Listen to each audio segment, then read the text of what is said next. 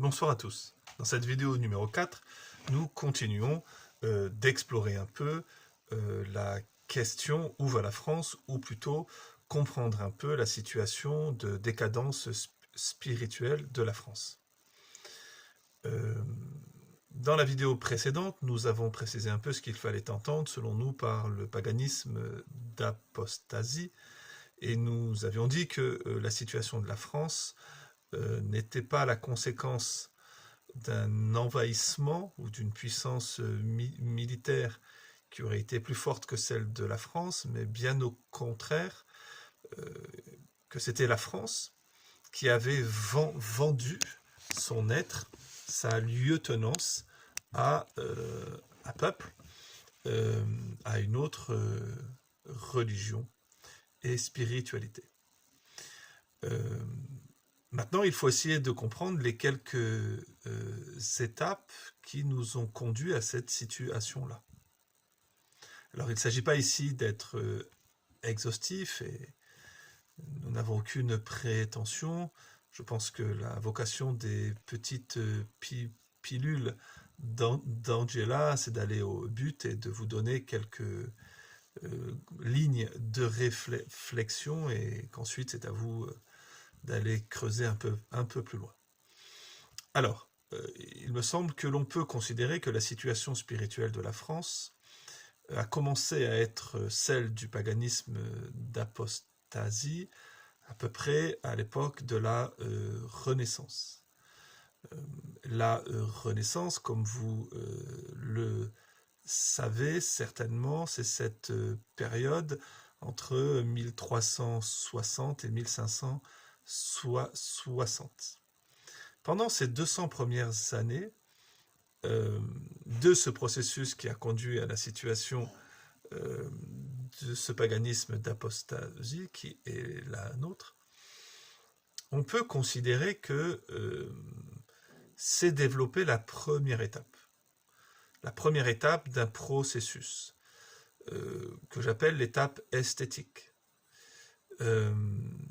Au fond, la Renaissance, qu'est-ce que c'est ?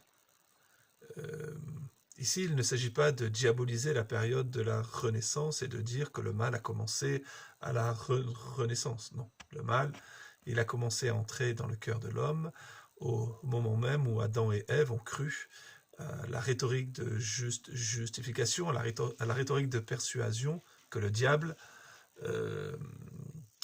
leur a donné. Pour autant, à partir de la Renaissance, une étape particulière de l'Europe s'ouvre, on appelle cela les temps modernes, et la première étape esthétique est très importante. Le terme Renaissance va prendre en Europe une signification particulière à partir du XVIIIe siècle, à partir du siècle des Lumières. Le siècle des Lumières va interpréter la notion de Renaissance comme, au fond, l'âge d'une érudition. Au fond, un temps qui accumule des matériaux pour le siècle philosophique, c'est-à-dire le siècle des Lumières, le XVIIIe siècle. Cela, vous pouvez le lire dans le discours préliminaire de l'encyclopédie d'Alembert, qui présente la Renaissance ainsi, qui nous dit que de 1360 à 1560, l'on a accumulé un matériel spirituel, intellectuel, qui a permis la grande révolution, celle du XVIIIe siècle. Donc l'idée que la Renaissance ouvre une période de lumière et conduit au triomphe de la technique et de la science, de l'éloquence et de la raison, cette idée vient du XVIIIe siècle. Mais les hommes de la Renaissance eux-mêmes ne se sont pas vus comme ça.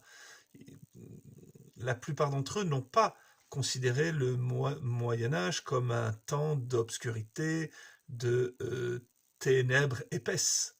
ils ne se sont pas vus, eux, comme le début d'une aube nouvelle pour l'humanité.